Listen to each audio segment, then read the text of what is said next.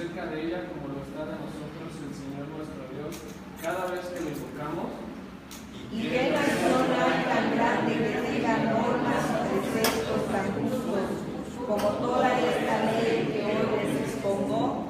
Pero tengan cuidado, presten atención y no olviden las cosas que han visto sus ojos, ni las aparten de su corazón mientras vivan.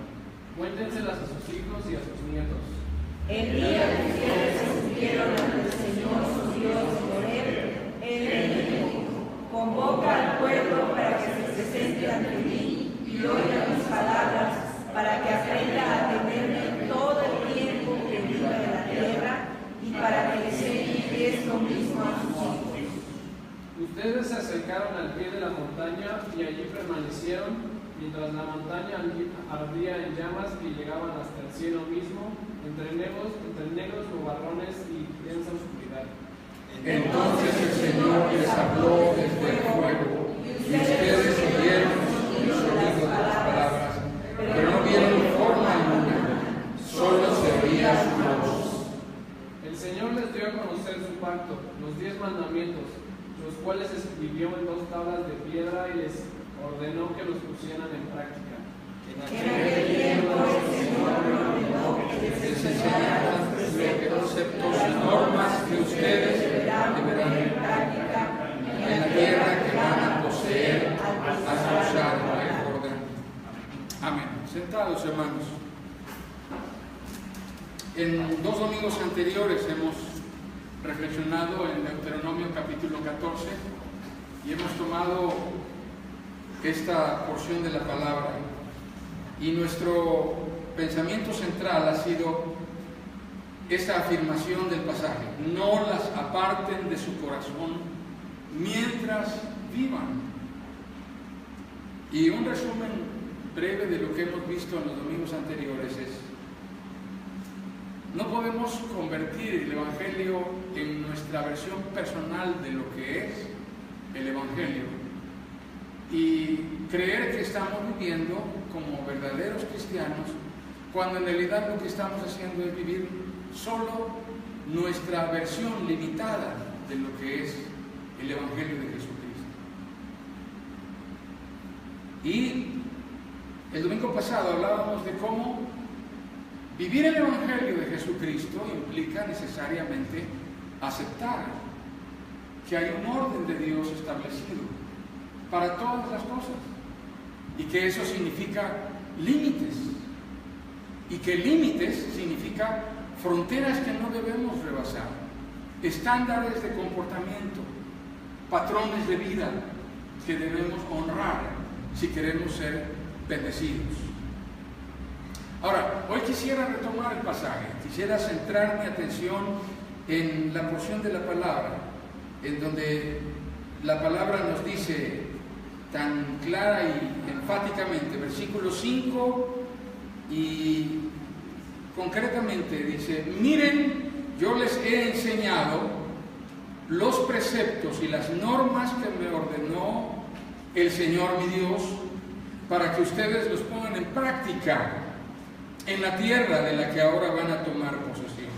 Versículo 6: obedézcanlos y pónganlos en práctica.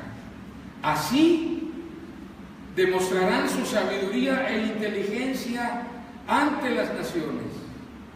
Ellas oirán todos estos preceptos y dirán: en verdad este es un pueblo sabio e inteligente. Esta es una gran nación. Quisiera tomar un momento para reflexionar. ¿Qué opinión tienen del pueblo de Dios quienes nos conocen? ¿Cuál es su percepción de lo que es ser cristianos cuando nos observan a nosotros? Estamos hablando del pueblo de Dios y pareciera que esto es algo perdido allá en la historia de Israel hace no sé cuántos años, alrededor de 4,000 años. Pero no es así, esta es una realidad actual, es una realidad presente, es algo tangible que apela a nuestra atención y a nuestra definición hoy, en la actualidad. Preguntémonos, ¿cuál es la opinión que nosotros, los cristianos, los que decimos ser el pueblo de Dios, tenemos del mundo?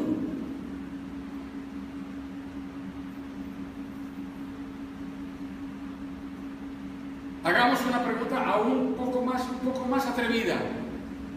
¿Quién está ejerciendo una mayor y más poderosa influencia sobre quién?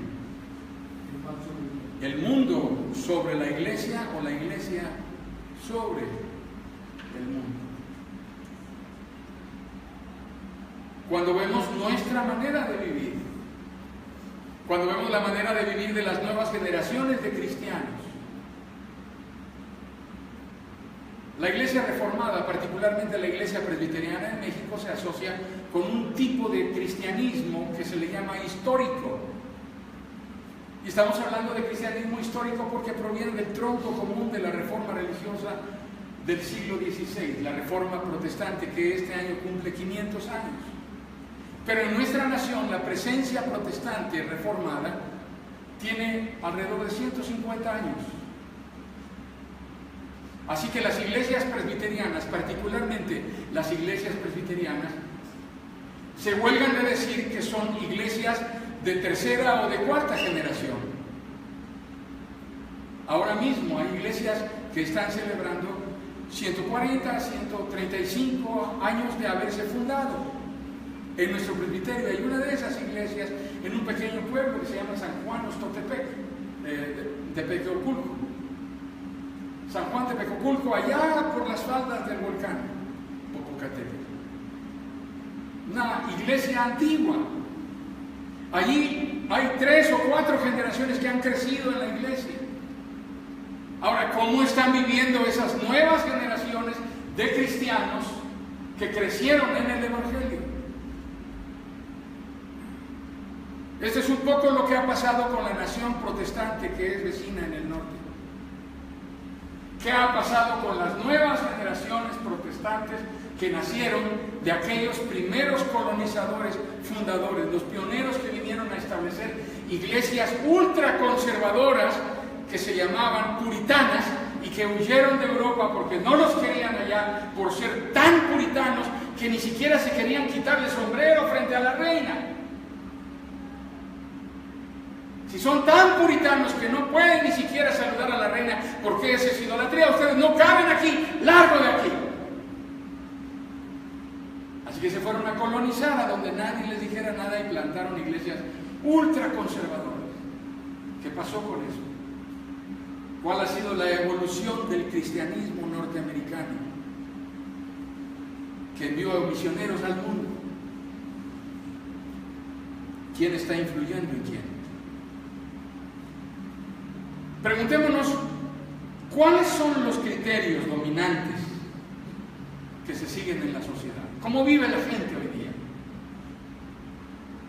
¿Quién marca esos criterios? ¿Quién determina los estilos y patrones de comportamiento que la gente adopta como propios? La televisión, los medios de comunicación, las redes. ¿Quién puede más? ¿Lo que los jóvenes escuchan en la iglesia el domingo, en la escuela dominical, en algún estudio bíblico o en la predicación? ¿O lo que penetra a través de sus mentes todos los días, las 24 horas del día, cada vez que consultan su muro de Facebook? ¿Qué es más poderoso? ¿Qué es más influyente? ¿Quiénes son los imitados? ¿Y a quiénes buscamos imitar? En la realidad, nuestra sociedad vive con una percepción miserable de lo que son las reglas y de lo que es un estilo de vida ordenado. Vemos como borregos a aquellos que se muestran dóciles para cumplir las reglas, sin objeción alguna. De hecho, nos burlamos de ellos y consideramos que es humillante que la gente sea tan obediente y se someta de esa forma. Existe la percepción culturalmente sustentada y aceptada institucionalizada incluso, de que quien violenta la ley y logra librarse de ella es un ser intelectualmente superior, es un ser audaz, es un ser admirable, aunque vulgarmente se le llame gandaya, o se le llame cínico, o se le llame abusivo, o se le llame arbitrario, o se le llame violento. Lo admiramos. Ese tipo de personas son objeto de primeras planas en los periódicos. Ocupan 8 columnas. Son noticia. Su patrón de comportamiento es más influyente y más poderoso. ¿Cuándo no han ustedes oído la vida de alguien que tenga una vida ejemplar y que ocupe 8 columnas en un periódico en nuestro país? O que su estilo de vida nos entretenga por una semana siendo noticia. No, nada de eso nos interesa. Nos interesa cuando alguien es, bajo ese patrón, un ejemplo a imitar.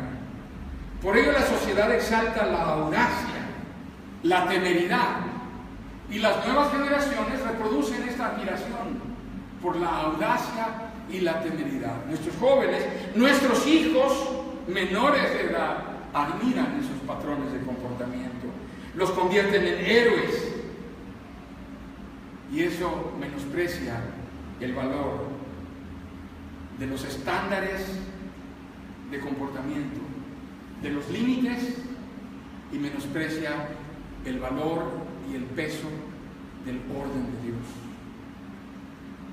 Así que crecemos con un doble discurso. El domingo escuchamos algo que nos dice que la ley del Señor es perfecta, que nutre, satisface el alma. Pero el resto de la semana nos pasamos la vida no deleitándonos en la ley del Señor, sino revolcándonos en la inmundicia que nos ofrece el mundo. ¿Cuál es la ruta que solemos seguir para lograr conseguir la aprobación de otros? ¿Qué hacen nuestros hijos? ¿Qué hacemos nosotros para lograr congraciarnos con los demás y tener un espacio de aceptación? Bien, comenzamos por rebasar nuestros propios estándares y límites. Comenzamos por deshacernos de ellos y decirles a nuestros estándares, así sean la ley de Dios, así sean los valores cristianos, así sean los valores éticos de familia, los hacemos a un lado. Y al hacerlos a un lado, comenzamos por crear un vacío que tiene que ser llenado de alguna manera. Comenzamos por rebasar esos estándares, pasar por encima de ellos. En segundo lugar, asimilamos y adoptamos los patrones de comportamiento y los estándares de vida que el mundo ofrece. Simpatizamos con ellos. Después de todo, ¿qué de malo tiene? No es tan grave. ¿A poco debiéramos preocuparnos también por eso? No, pastor, no se angustie. Son jóvenes. ¿Qué les va a pasar? Todos hemos sido jóvenes alguna vez en la vida. Están en la edad de ser un poco libres, que conozcan el mundo. Y finalmente, en tercer lugar, nos mimetizamos para así desvanecer las fronteras y las diferencias, parecernos más a ellos, ser como ellos. No hay cristianos preocupados y determinados en esa generación a hacer la diferencia en el mundo, sino a buscar la manera de integrarse al mundo y mimetizarse con el mundo. Dejamos de apreciar nuestra identidad como pueblo de Dios elegido para vivir en el pacto de Dios y comenzamos a asumir la identidad que el mundo nos ofrece. Tal vez para usted, mientras está escuchando lo que estoy diciendo, está pensando, el pastor está perdido, no vive la realidad, esto no está sucediendo. Pero la palabra de Dios es clara y nos confronta, hermanos. Miren, yo les he enseñado los preceptos y las normas que me ordenó el Señor mi Dios, para que ustedes los pongan en práctica, para que ustedes los pongan en práctica en la tierra en la cual van ahora a tomar posesión. No venimos aquí a buscar la opinión de Dios acerca de las cosas trascendentes que vamos a decidir en la vida, sino venimos aquí a declarar obediencia a Dios para hacer su voluntad en todas las cosas, las importantes y las insignificantes. Eso es lo que está diciendo Moisés. Moisés les está diciendo, yo les enseñé lo que el Señor me dio. Por favor, si no están de acuerdo con lo que escucharon, no me reclamen a mí. Yo no soy el referente último de lo que les dije. El referente último de lo que ustedes oyeron como ley de Dios es Dios.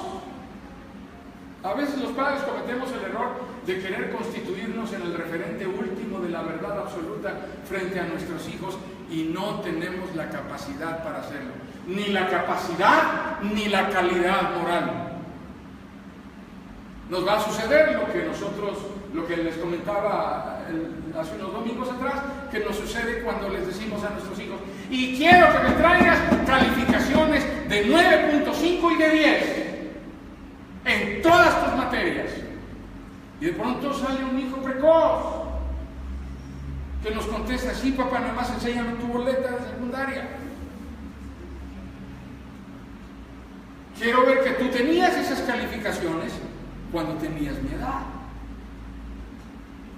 Tendremos muchas explicaciones, que es que yo tenía que trabajar, yo desde muy pequeño trabajé y me sacrificaba para poder estudiar. Ajá. No tenemos la capacidad ni la calidad moral para constituirnos en el referente último de la verdad absoluta. No volvamos a decir, porque lo digo yo y se acabó, porque eso no tiene peso, ni moral, ni espiritual. Las cosas solamente tienen peso cuando las decimos como un referente de quien es el autor. Te las digo porque así lo recibí yo, de quien está por encima de mí. Y yo, tu padre imperfecto, tengo la responsabilidad de decírtelo a ti, para tu bendición. Porque cada vez que yo he fallado en cumplir lo que está establecido por Dios, yo he fracasado y no quiero que tú fracases. Así que si quieres tener bendición en la vida, haz lo que Dios dice. Vive como Dios manda. Porque eso es el todo del hombre. Ahora, nuestro pensamiento central de este día es, aquí en este pasaje de la palabra hay una promesa de Dios que dice, obedecer a Dios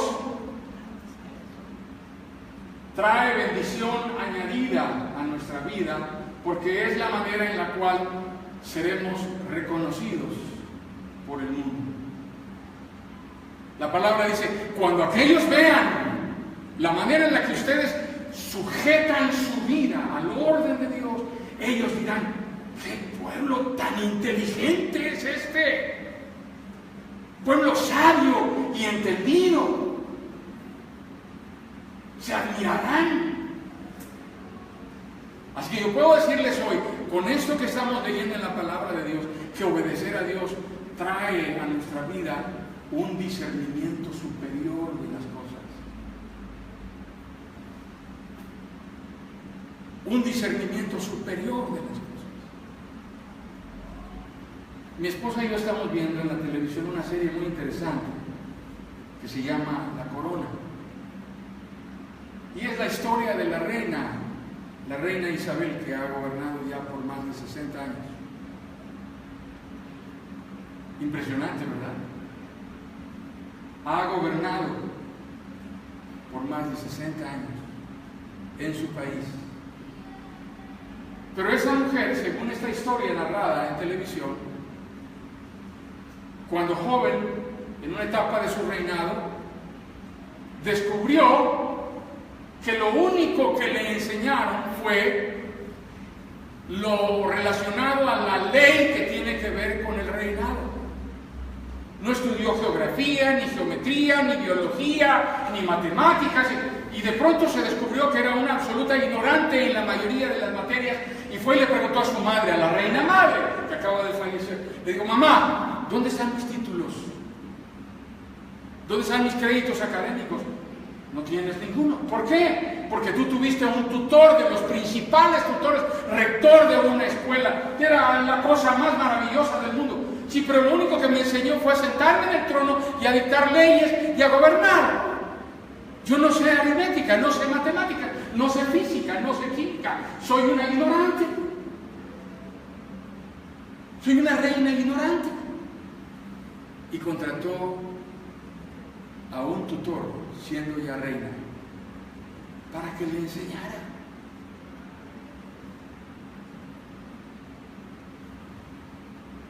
La palabra de Dios dice que el principio de la sabiduría es el temor del Señor. Quiero usar esta palabra, esta porción de la palabra, en dos sentidos. El primero de ellos es: tienes que temer a Dios, en el sentido de que tienes que honrarlo obedeciendo el orden establecido por Él. Cuando tú y yo no tememos a Dios, pasamos por encima del orden establecido por Dios. Y cuando pasamos por encima del orden establecido por Dios, estamos construyendo nuestro fracaso. Lo dijo el autor, el poeta. ¿Sí? Porque veo al final de mi rudo camino que yo fui el arquitecto de mi propio destino. Que si extraje la hiel o la miel de las cosas, fue porque en ellas puse miel o mieles sabrosas. ¿Verdad? La realidad de la vida es así, y la palabra de Dios nos dice que lo que sembramos, cosecharemos. Así que obedecer a Dios traerá bendición, desobedecer a Dios traerá adversidad y fracaso, ruina, muerte, porque desobedecer a Dios es pecado. No existe, no hay, no ha nacido, no va a nacer, no hay forma de que sea diseñado ni en probeta, ni concebido naturalmente en el vientre, ni tampoco in vitro, ni por inseminación artificial, un ser capaz de desobedecer a Dios y evadir las consecuencias. No hay. Entonces, la segunda forma de temer a Dios es temerle en el sentido de que las consecuencias de desobedecerle son terribles, son devastadoras, son muerte. Saben, a mí en lo personal me gratifica una cosa que Dios me permitió vivir. La mayoría de nuestros chicos en las iglesias reformadas, presbiterianas en nuestro país, viven la experiencia de que cuando terminan su etapa de pubertad, comienzan su etapa de adolescencia, se desaparecen de la iglesia. La iglesia vive un éxodo de adolescentes y jóvenes. Adolescentes y jóvenes que desaparecen, no los volvemos a ver. Cuando regresan a la iglesia, la mayoría de ellos regresan cuando ya son padres de familia. Algunos jamás van a regresar. Jamás van a regresar, para tragedia y dolor de cabeza de los padres cristianos que temen a Dios. Pero algunos van a regresar cuando se hayan casado, por lo menos una vez, algunos 2, otros 3, no sé, más veces, hayan caído y se hayan levantado, hayan experimentado dolor en sus vidas, y a través de la adversidad entenderán que aquello que escuchaban cuando eran niños, las historias que les ponían en el franelógrafo, tenían sentido, tenían valor, y van a regresar. Yo me acuerdo que había una hermana que nos enseñaba con muñequitos y nos hacía hacer dibujitos. La hermana Ari, creo se llamaba. La hermana Adela nos enseñaba cantos, nos ponía a hacer trabajos manuales. Sí, es realidad. De pronto, en ese momento les caerá el 20. Para esto servía lo que me decía la hermana Cecia, mi maestra de la escuela dominical. Sí tenía sentido. Otros no, nunca lo van a reconocer, nunca van a regresar.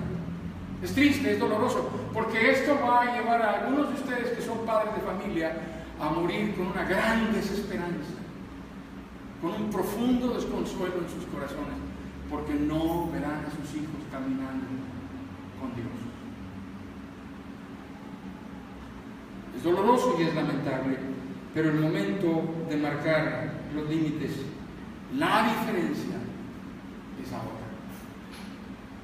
Estamos en el momento preciso de enseñarle a esta generación que sí hay una diferencia y que nosotros somos parte de esa diferencia.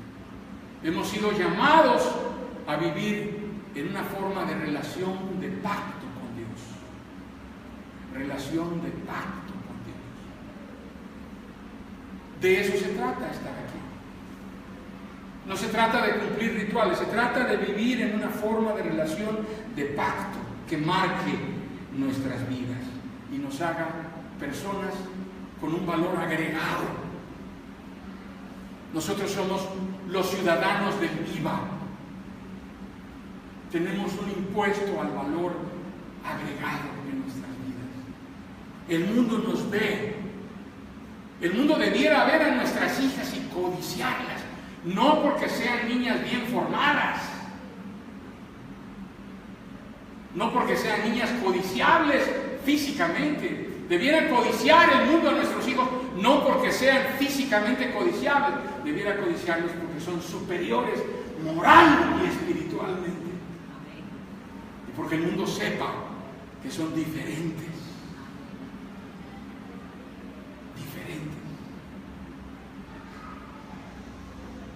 Que sean nuestras hijas como las esquinas labradas, las columnas de un palacio, rebuscados, decorados al extremo, que las personas que los conozcan digan: qué niño, qué niña tan valiosa, qué preciosa persona.